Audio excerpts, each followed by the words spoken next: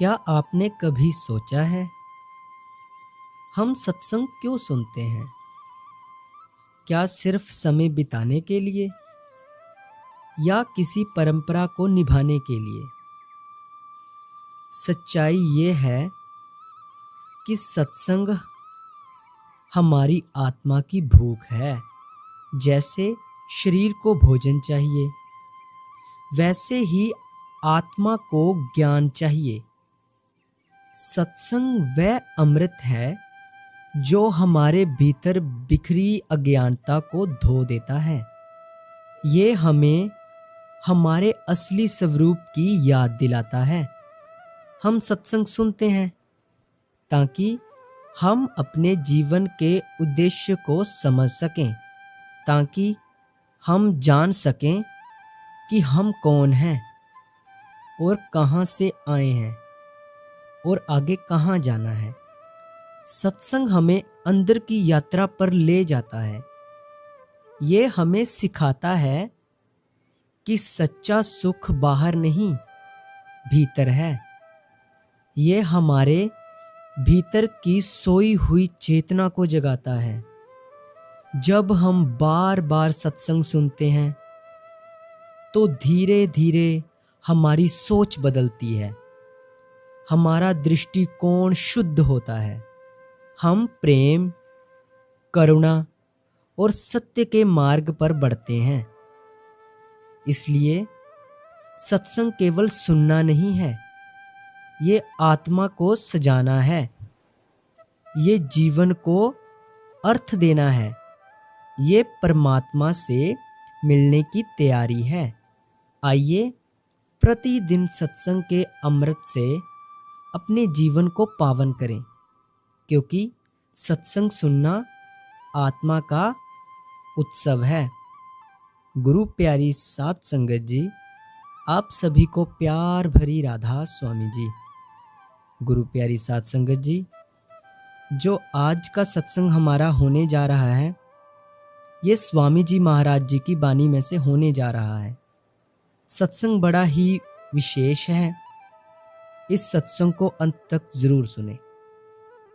मैं अर्ज करता हूं कि हम सत्संग में क्यों आते हैं और इसका मकसद क्या है जो हम सत्संग सुनते हैं या सत्संग में जाते हैं। हम रोज रोज गुरबाणी को सुनकर मालिक के साथ अपना प्रेम प्यार बढ़ाएं और हमारे में जो जो दोष हैं उन्हें छोड़ दें। मन मजिस्ट्रेट है, वह बता देता है कि तुझ में ये दोष है।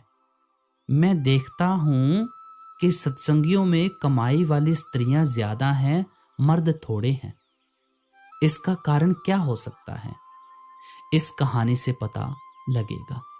सुनो। एक महाजन सत्संग सुनने जाया करता था।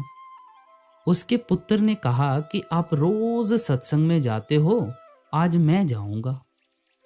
पिता ने कहा कि अच्छा जा।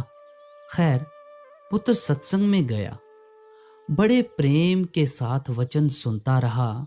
वहां वह मजमून यानी विषय आया कि किसी का नुकसान नहीं करना चाहिए, किसी का दिल नहीं दुखाना चाहिए। जब सत्संग से आकर वह दुकान पर बैठा तो इत्तेफाक से एक गाय आकर आटा खाने लग गई। जैसे कि गायें बाजारों में फिरती रहती हैं, मन में कहता है कि कितना आटा खा जाएगी, 2 सेर ना सही 4 सेर खा जाएगी।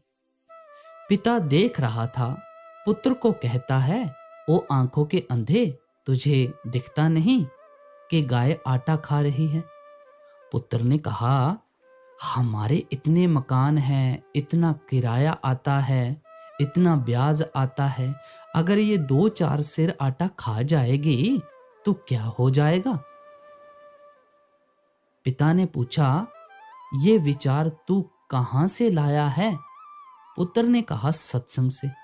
पिता बोला, फिर ना जाना, मुझे 30 साल हो गए जाते हुए, मैं वहीं धोती झाड़कर आ जाता हूं। इस तरह हमारा भी धोती झाड़ने वाला हिसाब है। गए, सत्संग सुना, घर लौट आए, यानी हम कमाई पर जोर नहीं देते। चाहे दुनिया में कुछ भी हो जाए, लेकिन नित्य नेम यानी सुरत शब्द की कमाई का अभ्यास जरूर करना चाहिए।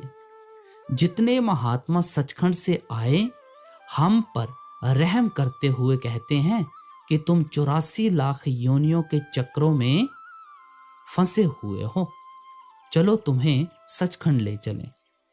वे निकालने के लिए आते हैं, मगर हम सुनते नहीं। गुरु नानक साहिब कहते हैं कि इबादत ना छोड़ो। शम्स तबरेज कहते हैं कि इबादत ना छोड़ो। मौलाना रूम साहिब कहते हैं कि इबादत ना छोड़ो, मगर हमारे कानों पर जूं तक नहीं रेंगती, हम सुनते नहीं।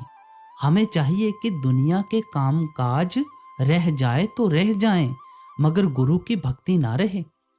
सत्संग के वचनों को आरंभ करते हुए कहते हैं, गुरु कहें जगत सब अंधा, कोई कहे न कट की संधा। सभी वेद शास्त्र और अन्य धर्म पुस्तकें कहती हैं कि संत महात्मा इस दुनिया के लोगों को हिदायत देने के लिए परमात्मा के भेजे हुए आते हैं। गुरु अर्जुन साहिब ने कहा है, जन्म मरण दुहु मह नाहि, जन परोपकारी आए, जी दान दे भगति लाइन, हर सियु लैन मिलाए। वे संत हमारी तरह माया के कैदी नहीं होते और ना जन्म मरण के चक्कर में आते हैं, बल्कि वे हमें 84 के जेल खाने से निकालने के लिए आते हैं। जिस वक्त वे आकर दुनिया को देखते हैं तो कहते हैं कि अफसोस, सारा जहान अंधा है।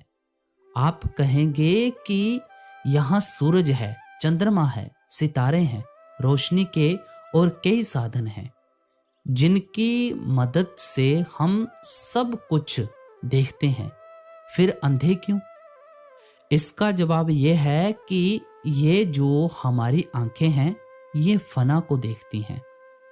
दूसरे जिस जगह सूरज, चंद्रमा, सितारे, बिजली और लैंप, ये 5 चीजें ना हों, वहां ये आंखें काम नहीं करती। जो आंख परमात्मा को देखने वाली है, वह अंदर है।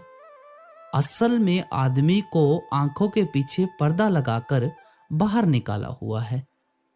उसने ना पर्दा खोला, ना वह आंख हासिल की, ना परमात्मा से मिला और ना 84 के चक्कर से निकला।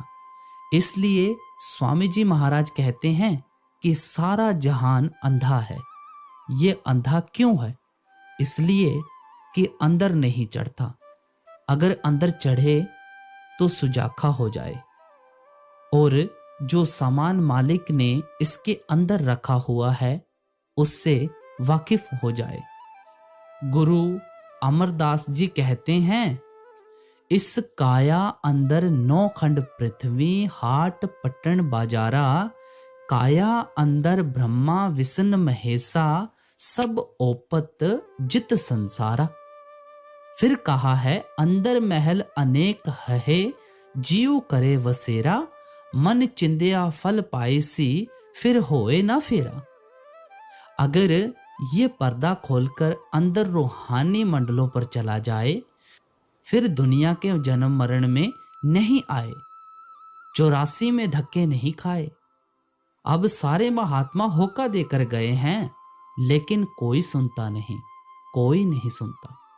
जब जब महात्मा होका देकर कहते हैं कि तुम सारे अंधे हो, तो जिनके खोटे भाग्य हैं वे कहते हैं कि आप ये लफ्ज बोलते ही क्यों हो। मगर महात्मा कहते हैं कि आप अंदर नहीं जाते, अंदर का द्वार नहीं खोलते। इस तरह तमाम दुनिया अंधी आई और अंधी ही चली गई। अब अगली तुकों में फरमा रहे हैं, बाहर मुख पर में सारे, अंतर्मुख शब्द न तारे। वह शब्द या आकाशवाणी जिसे आद सच जुगाद सच भी कहते हैं, नाम है। नाम लफ्ज नहीं है। नाम ना अरबी है, ना तुर्की, ना फारसी, ना अंग्रेजी, ना कोई और जबान। उसी ताकत को मुसलमान कलमा, कलामे इलाही या मागे आसमानी कहते हैं। ऋषि मुनि नाद और गुरु नानक साहिब गुरबाणी कहते हैं, मुक्ति देने वाली चीज अंदर है, मगर सारी दुनिया उसे बाहर तलाश रही है। कोई उजाड़ों पहाड़ों में ढूंढता है, कोई पत्थरों, पानी और कागजों में। वह बाहर नहीं, अंदर है। फिर बाहर किस तरह मिल सकता है? इसी तरह देवी देवता भी, जिन्हें दुनिया बाहर ढूंढती है और जिनकी मूर्तियां बनाती फिरती है, वे भी अंदर हैं। लेकिन क्योंकि वे आंखों यानी आत्मा की बैठक से नीचे बैठे हुए हैं, इसलिए हमें उनकी जरूरत नहीं। फिर भी जो उनसे मिलना चाहते हैं वे अंदर जाकर मिल सकते हैं।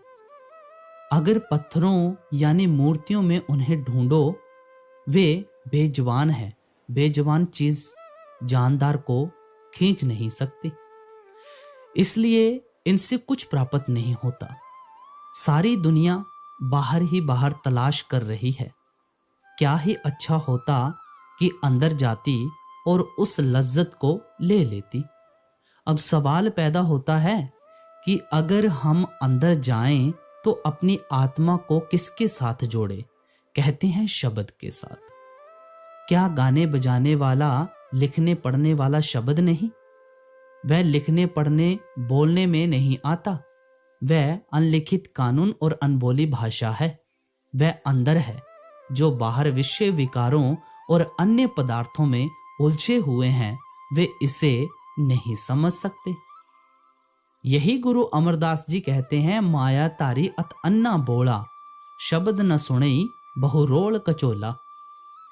ये बाहर बैठा माया के जाल में फंसा हुआ अंधा हो रहा है, और फिर अंधा ही नहीं, बहरा भी है। क्यों? क्योंकि अंदर के कान नहीं खुले। क्या कहते हैं गुरु अर्जुन साहिब? नैन ना देखे साध से नैन विहाल्या।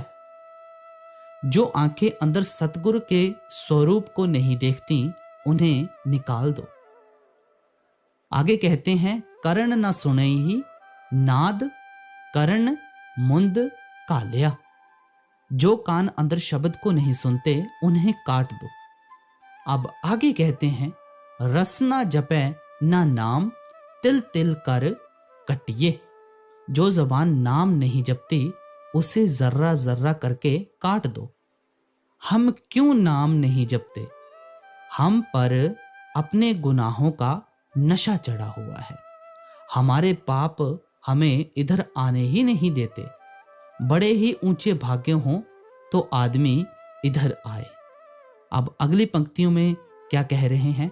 मन जगत भोग रस बंधा, नित करे कर्म बस तंदा। अब बताते हैं कि मालिक से मिलने में रुकावट क्या है। हमारा मन विषय विकारों में, बेटे बेटियों की मोहब्बत में, दुनिया के स्वादों में कैद है। आत्मा मन के अधीन हो रही है। जिस तरह किसी राजा की लड़की को किसी महाराजा के साथ ब्याह करके महारानी बनना था, मगर उसने गंदगी साफ करने वाले नौकर को अपना पति बना लिया, अब उसके साथ गंदगी साफ कर रही है। फिर ये भी नहीं कि मन इतने पर ही सब्र करता है, वह बेबस होकर इंद्रियों के वश में हो रहा है। जो इंद्रिय चाहती हैं उसे खींचकर ले जाती हैं। साथ ही मन खींचा फिरता है और उसके साथ आत्मा भी खींची हुई फिरती है। सारे खंडों ब्रह्मांडों के मालिक सतपुरुष की अंश आत्मा मन के काबू में आ गई। आगे मन इंद्रियों के वश में है। जो इंद्रिय चाहती हैं खींच कर ले जाती हैं। कान की इंद्रिय सुनकर क्या ही नहीं करती। आंख की इंद्रिय देखकर क्या क्या पाप नहीं करवाती। मन जड़ है, इंद्रियां भी जड़ है, मगर आत्मा चेतन है। कहते हैं, ये कमीना और कंगाल वह राजा की लड़की, फिर ये अंदर क्यों नहीं जाती? मन इसे अंदर जाने ही नहीं देता। मन आत्मा का दुश्मन है और उसे दुनिया के भोगों रसों के वश में किए बैठा है। फिर ये दुश्मन आज का नहीं बल्कि करोड़ों जन्मों से हमारे साथ है। बहुत समय पहले काल भगवान ने एक बार 64 चौकड़ी युग एक टांग पर खड़े होकर भक्ति करके मालिक से रूहें ले ली। उस दिन से रूह मन की कैद में है। काल भगवान की पूरी कोशिश है कि एक भी रूह सचखंड यानी मालिक के देश में ना चली जाए। इसलिए रूहें प्राप्त करके ही उन्हें तन मन के पिंजरे में कैद कर दिया। जिस योनि में भी जाओ तन मन का पिंजरा साथ है, नरकों में जाओ तन मन का पिंजरा साथ है, स्वर्गों में जाओ तन मन साथ है, कीड़े पतंगे हैं तन मन साथ है। जब तक हम अंदर पार ब्रह्मा में नहीं जाते ये तन मन का पिंजरा छूटता नहीं। अब हुजूर स्वामी जी महाराज कहते हैं कि जब आत्मा मन के वश में आ गई तो उसने भोगों को सांसारिक रसों में फंसा दिया। मन खोटी खोटी लज्जतों के जरिए कर्म करता और भोगता है। जिस तरह की जमींदार के घर में जो अन्न के दाने हैं उसे वे ही खाने हैं, जो बोएगा वही खाएगा। इसी तरह आदमी जो कर्म करता है अगले जन्म के लिए वे ही प्रारब्ध बन जाते हैं। उन्हें भोगेगा फिर कर्म करेगा और वे फिर प्रारब्ध बन जाएंगे। कहते हैं ये सारी उम्र बाहर ही बाहर रहा, अंदर नहीं गया। हमने खुद ही कर्म किए और खुद ही उन कर्मों का जाल तानकर फंस गए। हमें यह भी पता नहीं कि वह कौन सा जाल है। संत बताते हैं कि आप बेटे बेटियों कौमों मजहबों विषय विकारों और अन्य सांसारिक व्यवहारों के जाल में फंसे हुए हो। ज्यों-ज्यों हम इस जाल में अधिक फंसते गए हमारी बुद्धि जवाब देती गई। यहाँ तक कि अगर कोई महात्मा हम पर तरस खाकर इस महाजाल को तोड़कर हमें आजाद करना चाहता है तो हम उसके खिलाफ हो जाते हैं। तुम देखो गुरु नानक साहिब के साथ कैसा सलूक किया। जिधर जाते थे दुनिया उन्हें कुमार्गी कहती थी। एक गांव में तो लोगों ने उन्हें एक रात भी रहने नहीं दिया। आखिर गांव के बाहर एक कोड़ी की कुटिया में रहे। कबीर साहिब के साथ जो कुछ हुआ वह आप जानते ही हो। हजरत मोहम्मद साहिब के दांत तोड़ दिए। फिर एक बार उन्हें 3 दिन तक गार गुफा में भूखे प्यासे रहना पड़ा। शम्स तबरेज की खाल खींच ली, मंसूर को सूली पर चढ़ा दिया। ऐसा ही व्यवहार कई फकीरों के साथ किया। वे महात्मा हमें हिदायत देने के लिए आते हैं मगर हम मैले हृदय वाले उनकी हिदायत की परवाह नहीं करते। यही कबीर साहिब कहते हैं, कबीर पापी भक्ति ना पावे ही हर पूजा ना सुहाए। पापी पुरुषों को हरि की पूजा अच्छी ही नहीं लगती। आगे कहते हैं, माखी चंदन पर हरे जहां विगंध तहां जाए। जिस तरह मक्खी कस्तूरी चंदन वगैरह खुशबूदार चीजों पर नहीं बैठती, गंदगी पर सारा दिन भिन भिन करती रहती है, इसी तरह हमने विषय विकारों में फंसकर उम्र बर्बाद कर दी। वे हमें निकालने के लिए आते हैं, हम उनके साथ दुश्मनी करते हैं, फिर वे क्या करें। अब अगली कड़ी में फरमा रहे हैं, फंस मरे काल के फंदा, अब हुआ जीव अति गंदा। जो दुनिया का परमेश्वर है वह काल है, जिसको दुनिया पूजती है वह इनको खाता है। इस पर्दे को संतों ने आकर उठाया है। सारा संसार काल के जाल में है। संत जीवों को काल के जाल में से निकालने यानी बचाने के लिए आते हैं। आप देख लो आजकल जमाने की हवा कैसी बिगड़ी हुई है। एक ही देश के रहने वाले एक ही परमात्मा के पुत्र पर आपस में करोड़ों बेईमानियां बुराइयां कर रहे हैं। ये किसकी बेईमानी है? मन की। अगर परमात्मा को अंदर देखें तो क्या लोग खून करें? इस्लाम कहता है कि दाइमुल खब्र का तेयुल शजर और जाबिह उल बकर ये तीनों बख्शे नहीं जाते।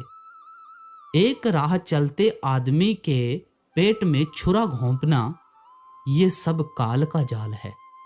ये कौमें क्यों लड़ती हैं? ये मुल्क क्यों लड़ते हैं? इनके खोटे कर्म। काल इन्हें बर्बाद कर रहा है। ना मुल्क उनका है ना इनका है, ना उन्हें रहना है ना इन्हें रहना है। जिस तरह मीठे पर मक्खियां आपस में लड़ती हैं, इसी तरह ये आपस में लड़ते हैं। अगली कड़ी में कह रहे हैं, गुरु कहें नित समझाई, कर खोज शब्द घट जाई। अब सारे संत महात्मा कामिल फकीर, चाहे वे हिंदू हैं चाहे मुसलमान, जो सचखंड पहुंच गए, इसको आकर समझाते हैं कि प्यारे, ये देश तेरा देश नहीं है भाई, ये कौम भी तेरी कौम नहीं है, ये मजहब भी तेरा मजहब नहीं है। तेरा देश तो प्यारे सचखंड है, तेरी कौम सतनाम और तेरा मजहब तजल्लियाते हक यानी परमात्मा का नूर है। अगर तुझे उस देश में जाना है तो राह तो भाई तेरे अंदर है। क्या कर? किसी महात्मा से नाम लेकर उसकी कमाई करता हुआ सूरज चंद्रमा और सितारे लांघ कर ऊपर आ जा। आगे तुझे उस महात्मा का नूरी स्वरूप मिलेगा जो हर मंजिल पर तेरे साथ जाएगा।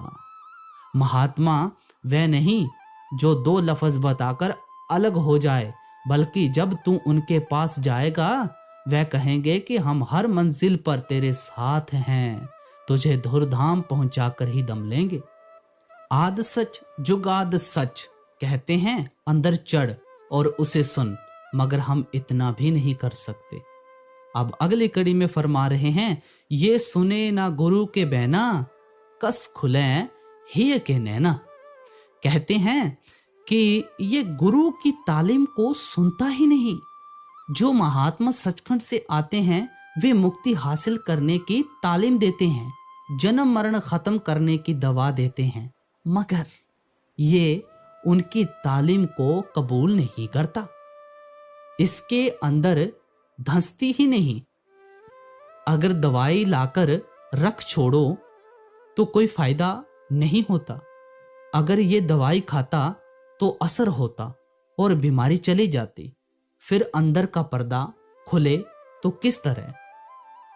अगली कड़ी में फरमाते हैं, बिरला कोई जीव अधिकारी, गुरु बचन करे आधारी। कहते हैं कि कोई विरला ही भाग्यशाली जीव होता है जो संतों की संगति में आता है और उनका कहा मानता है।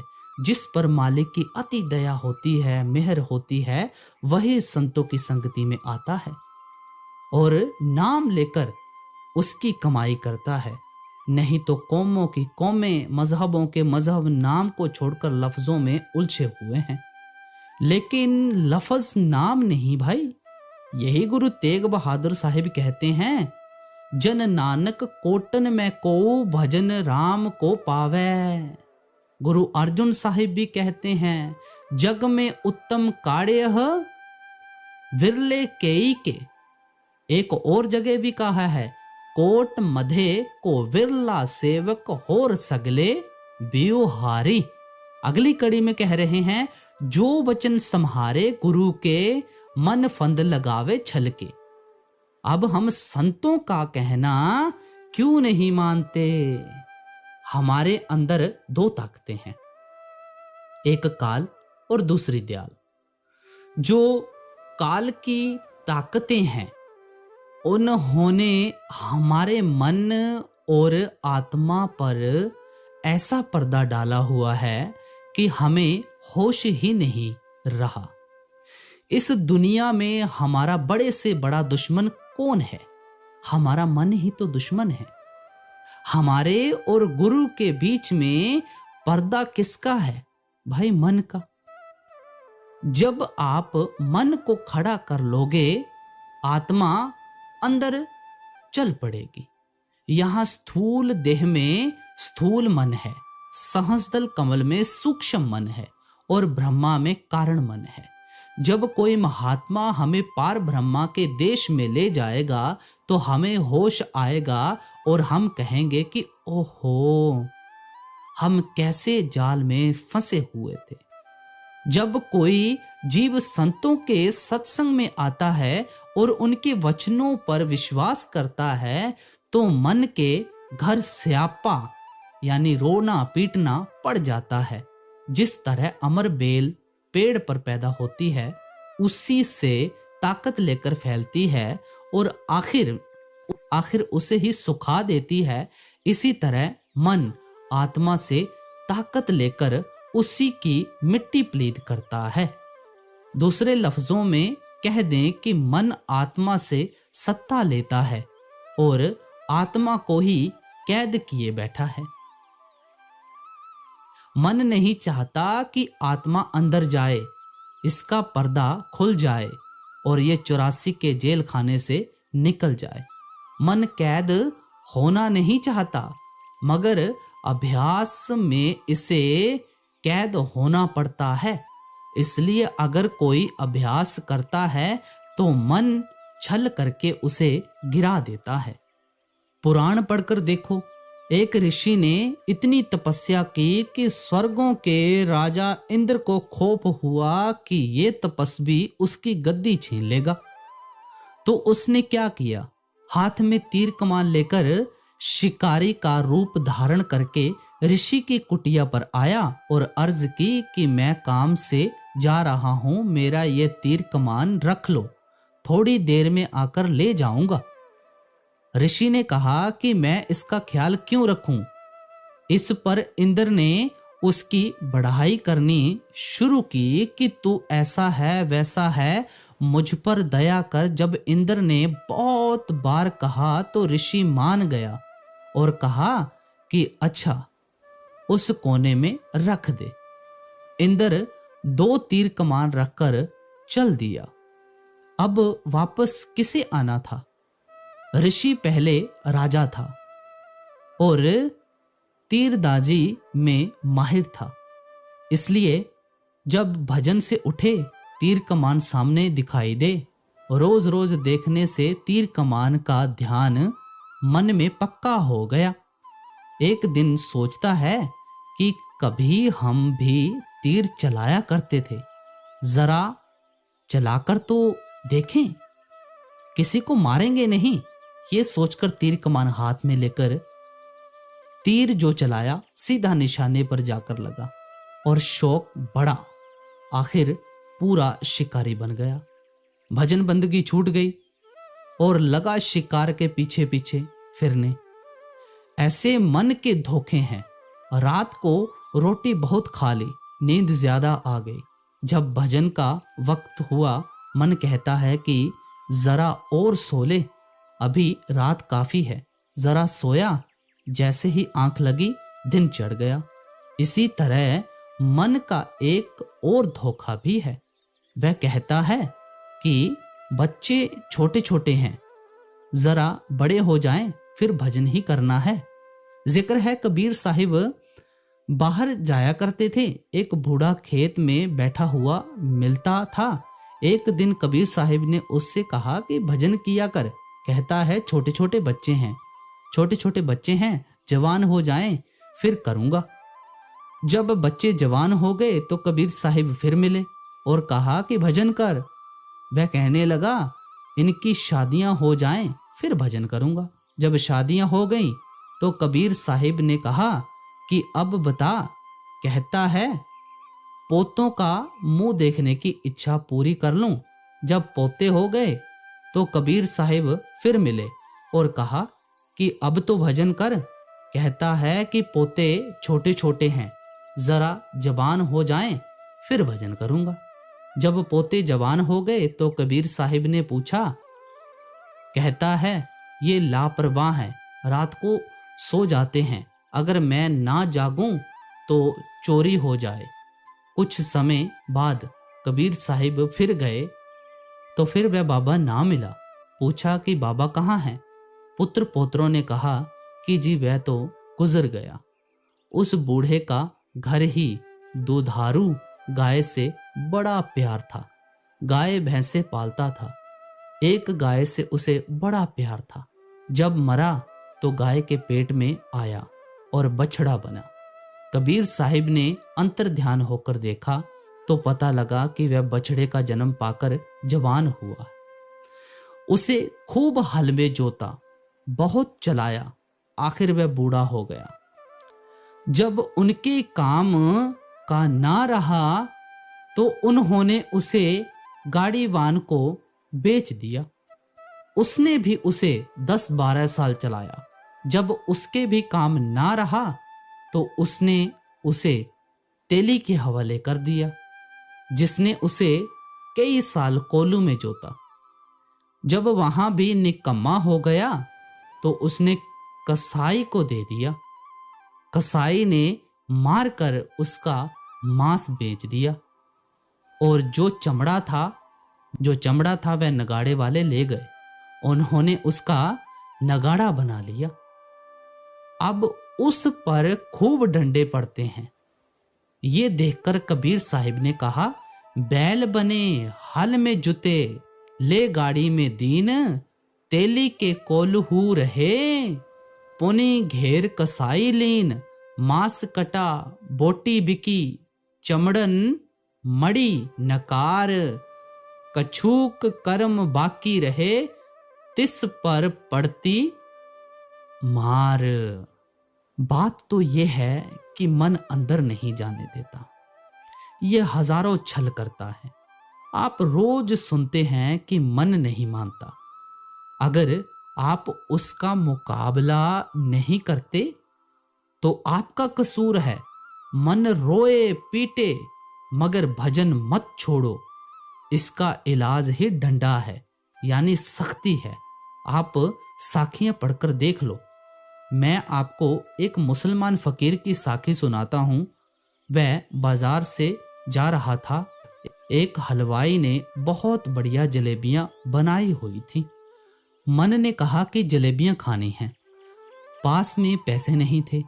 मन को मोड़ा, पर मन अड़ियल घोड़ा है, इसे जिधर से हटाओ उधर ही जाता है। जो भजन पर बैठते हैं उन्हें तो बताने की जरूरत नहीं, वे खुद ही जानते हैं। जब रात को भजन में बैठा तो जलेबियां सामने, उठकर फिर बैठा, फिर जलेबियां सामने, घंटा भर सोकर फिर बैठा, वही ख्याल सामने। सारी रात आंख ना लगी। फकीर सवेरे जंगल में गया, लकड़ियां काटी, बहुत बड़ा गट्ठर बांधा, अब उठाया नहीं जाता, पसीना पसीन होता है। मन से कहता है कि मुझे जलेबियां खानी हैं। आखिर किसी आदमी ने लकड़ियां उठवा दी, बाजार में ले आया। किसी ने पूछा कि क्या कीमत लेनी है। कहता है जो दोगे। उसने 1 रुपया दिया। पुराने जमाने में रुपए की 3 सेर जलेबियां आती थी। मैंने खुद आगरा में रुपए की 3 सेर के भाव से खरीदी हैं। इस तरह वह जलेबियां खरीद कर जंगल में ले गया। अब भूख पाव 1.5 पाव की और जलेबियां 3 सेर। खाई, मन से कहा और खा, और खाई। अब और अंदर ना जाए, शरीर ने कबूल ना किया। दे उल्टी हो गई। मन से कहा कि इस कै को खा, यानी उल्टी को खा। उल्टी को खाया, फिर क्या हो गई, यानी उल्टी हो गई। 2-4 थप्पड़ मुंह पर मारे और कहा कि इसे फिर खा। फिर खाया, फिर उल्टी हो गई। एक आदमी उधर से चला जा रहा था। उसे कहता है कि भाई ये जलेबियां ले जा। फकीर ऐसी सजा मन को देते हैं। महात्माओं ने इस तरह के उपाय किए हैं, मन के साथ बेशुमार झगड़े किए हैं। गुरु अमरदास जी कहते हैं, मन ही नाल झगड़ा, मन ही नाल सथ, मन ही मंझ समझाए। अगली कड़ी में फरमाते हैं, ज्यों त्यों कर जीव भुलावे, काल अपने खेल खिलावे। पहले तो हम प्रेम के साथ भजन में बैठते ही नहीं और पूरा वक्त नहीं देते। अगर देते भी हैं तो मन भुलावे में डालता है कि अभी रात बहुत बाकी है, जरा और सो लो। जरा सोए कि दिन चढ़ आया। ये सारे मन के धोखे हैं। मैंने एक मुसलमान फकीर की कहानी पढ़ी है। एक दिन रात को उसकी नींद न खुली। मन से बोला कि मैं तुझे सारा साल गर्म पानी पिलाऊंगा। मन को पूरा साल गर्म पानी पिलाया। इसका नाम लड़ाई है। हमें चाहिए कि मन के साथ लड़ें। हमारा और कोई दुश्मन नहीं, सिर्फ मन ही हमारा बहुत बड़ा दुश्मन है। अगली कड़ी में फरमाते हैं, गुरु भक्ति न करने पावे, बहु भांति उपाधि लगावे। मन शुतुर बेमुहार यानी बेनकेल का ऊंट है, अपना शासन या हुकूमत चाहता है और गुरु भक्ति की तरफ तो आने ही नहीं देता।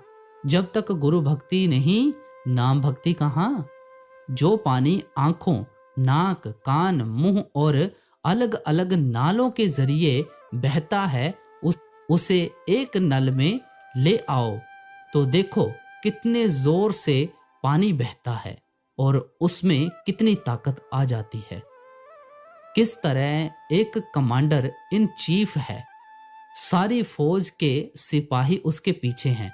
अगर उसका हुक्म मानकर सभी सिपाही दुश्मन के साथ लड़ें तो कामयाब हो जाएंगे। अगर हर एक सिपाही अलग अलग लड़े तो सभी नाकामयाब होंगे। इसी तरह दुनिया में कई किस्म की भक्ति है, जैसे कौम भक्ति, देश भक्ति, पितृ भक्ति। अगर हम इन सारी भक्तियों को छोड़कर एक गुरु भक्ति को अपना लें, यानी किसी महात्मा से राह लेकर अंदर चढ़ चलें, तो हमारी मुक्ति हो जाए, जन्म मरण खत्म हो जाए। गुरु अमरदास साहिब कहते हैं, गुरुदेव माता, गुरुदेव पिता, गुरुदेव स्वामी परमेश्वर।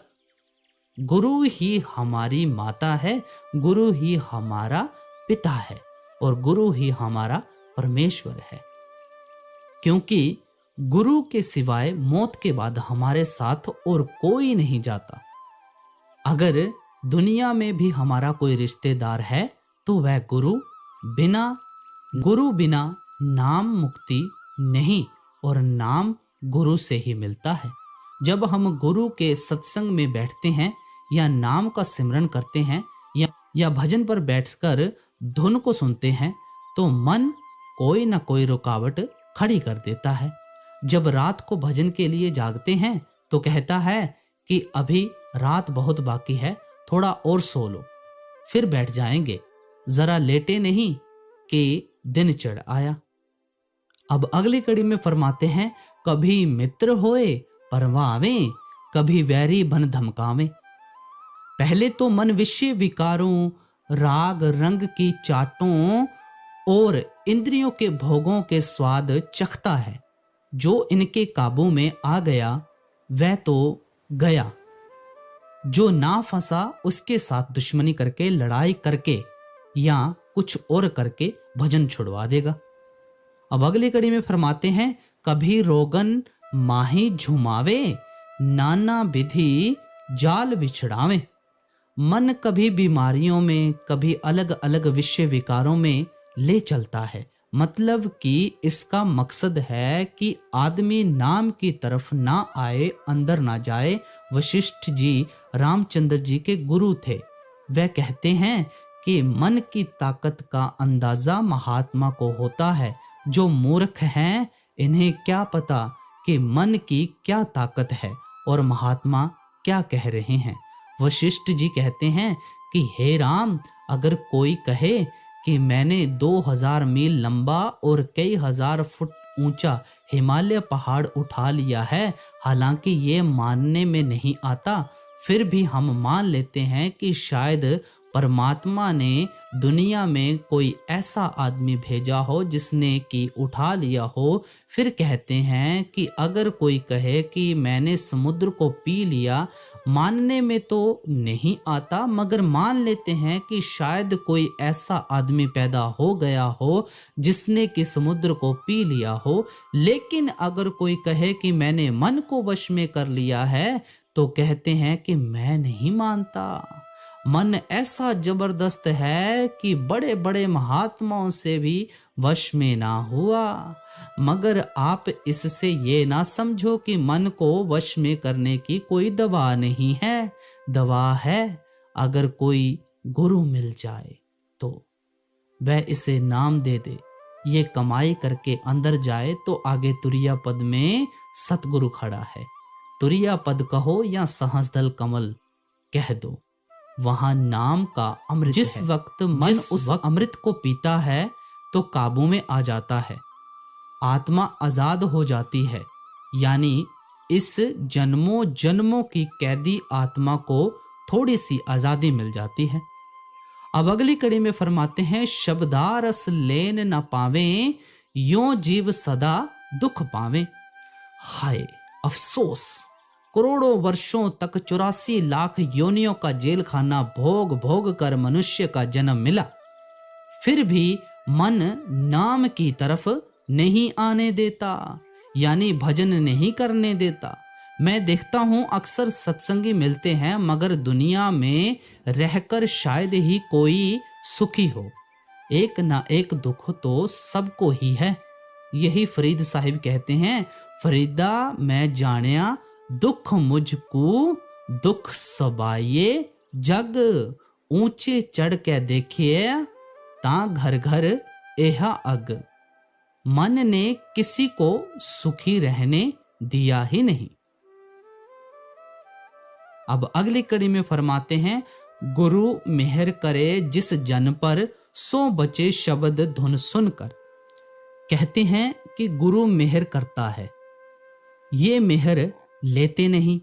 वह दोनों हाथ फैलाकर कहता है कि आओ मैं तुम्हें ले जाने को तैयार हूं, मगर ये अंदर नहीं जाते। बेशुमार मिसालें हैं। कबीर साहिब भी कहते हैं, कबीर साचा सतगुरु किया, करे जऊ सिखा, मह चूक अंधे एक ना लगाई, जियो बांस बजाइए फूंक। सतगुरु तो हमें दोनों हाथों से अंदर ले जाने को तैयार हैं, मगर हम अंदर नहीं जाते। शब्द के सिवाय दुनिया में और कोई दवा नहीं है। आगे कड़ी में फरमाते हैं, तब गहे शब्द रस जांची, फिर जले ना आग की आंची। अगर ये एक बार पर्दा खोलकर अंदर चला जाए और उस अमृत यानी नाम की लज्जत को ले ले, फिर इसको पकड़ने वाला कौन है? कोई नहीं। फिर ना मन पकड़ सकता है ना इंद्रियां। एक कवि ने कहा है, एक समय वन में बसते मृगराज की नार ने कह जायो, कै कारण पाली के हाथ चढ़्यो, उन लेकर छेरी के संग रलायो। एक बार एक भेड़ें चारने वाले को एक शेर का बच्चा मिल गया। उसने उसे भेड़ों का दूध पिला पिलाकर पाल लिया। भूल गयो कुल के पराक्रम, सो हंड पयो हरी दूब चरायो। सुंदर ऐसे ही आत्मा संग शरीर के, आप पुलायो के जीव कहायो। शेर का काम है शिकार करना, मगर वह भेड़ों के साथ रहता, भेड़ों का दूध पीता और गंदगी आदि खाता। संयोग से एक शेर आ गया। उसने देखा कि ये शेर का बच्चा है। सोचने लगा कि ये शेर होकर भेड़ों के साथ चरता है। बड़ी हैरानी की बात है। धीरे धीरे वह उसके पास गया और कहा कि देख तू शेर है। शेर का बच्चा कहता है नहीं मैं भेड़ हूँ। शेर उसे नदी के किनारे ले गया और कहा पानी में देख तेरी और मेरी शक्ल एक जैसी है कि नहीं। उसने कहा शक्ल तो एक जैसी ही है। शेर ने कहा अच्छा मैं गरजता हूँ तू भी गरज। जब शेर गरजा तो साथ ही शेर का बच्चा भी गरजा। तब चरवाहा भी भाग गया और भेड़ें भी भाग गईं। ये तो है कहानी। असली बात क्या है? जब इसको कोई गुरु मिला, उसने कहा कि तू आत्मा है और परमात्मा की अंश है, तू अंदर जाकर अपने आप को देख और परख। जब हम अंदर जाते हैं तो रोशनी या प्रकाश हो जाता है, हमें समझ आ जाती है, असलियत प्रकट हो जाती है कि हम कौन हैं। संत जब जब संसार में आए यही होका देते रहे कि अगर तू जन्म मरण के चक्कर से बचना चाहता है तो क्या कर, तेरे अंदर नाम है। 9 दरवाजे छोड़कर अंदर 10वीं गली खोल। जब तू पर्दा खोलकर ऊपर जाकर अमृत पी लेगा, फिर तू मन के वश में नहीं आएगा, इंद्रियों के वश में नहीं आएगा, कई और भोगों के वश में नहीं आएगा। मन जैसा हमारा और कोई दुश्मन नहीं, लेकिन अगर एक बार इसे वश में कर लें और ये अंदर की लज्जत ले ले तो इसके जैसा वफादार नौकर भी और कोई नहीं। जिस तरह आत्मा सत्पुरुष से बिछड़ी हुई है, इसी तरह मन भी बिछड़ा हुआ है। ये ब्रह्मा का अंश है, कोई छोटी चीज नहीं। अगर इसे पता लग जाए तो ये कहेगा कि मैं ब्रह्मा का कमांडर हूँ। जब दोनों अंदर गए तो मन, क्योंकि ब्रह्मा का अंश है, वह ब्रह्मा में ही रह गया। आत्मा आगे चली गई, पर्दा खुल गया। फिर कौन जन्म ले और कौन मरे, तब इस देश में आने की कोई जरूरत नहीं। अब अगली कड़ी में फरमाते हैं, सब बात लगी अब कांची, गुरु भक्ति मिली अब सांची। जब अंदर शब्द की लज्जत आ जाए तो ये दिन रात गुरु भक्ति में लगा रहता है। गुरु भक्ति किसे कहते हैं? मैं रोज बताता हूं कि जो बाहर सेवा की जाती है ये भी गुरु भक्ति है, मगर असली गुरु भक्ति कमाई करके 9 दरवाजे खाली करके सूरज चंद्रमा व तारों को पार करके अंदर गुरु को प्रत्यक्ष करना है। गुरु भक्ति बड़ा उत्तम अभ्यास है। जब हम गुरु को प्रत्यक्ष करके सामने उनसे बातें करेंगे तो समझो हमारा फर्ज पूरा हो गया। गुरु अमरदास जी कहते हैं, नानक जिन्ह कौ सतगुरु मिलया तिनका लेखा निबड़िया। अगर सतगुरु अंदर प्रकट हो गया फिर वह हमारा सब कुछ करेगा। राम सिंह डोगरा ने हुजूर जी से सवाल किया, क्या अंदर और बाहर एक ही जैसा है? महाराज जी, पीहर में लड़की बेटी होती है और बाहर यानी ससुराल में बहू होती है। ये शरीर तो शिष्य को भी छोड़ देना है और गुरु को भी छोड़ देना है। जो हमेशा रहने वाला है वह अंदर है। लड़की का पीहर में और फर्ज है और ससुराल में और। अब सारा सत्संग फरमाकर स्वामी जी महाराज अंत की कड़ियों में हमें क्या समझा रहे हैं? राधा स्वामी की लेन ही सरनी, सो जीव लगे भौ तरनी। जब इसने सतगुरु की शरण ले ली, अपने आप को सतगुरु के हवाले कर दिया, तो समझ लो कि इसने अपना फर्ज पूरा कर दिया। फर्ज है वह अपने देश ले जाएगा। तो गुरु प्यारे साध संगत जी, आज का हमारा सत्संग यहाँ पर समाप्त हो रहा है। तो प्यारे साध संगत जी, बाबा जी महाराज जी की तरफ से आपको बहुत बहुत प्यार और आशीर्वाद। राधा स्वामी जी।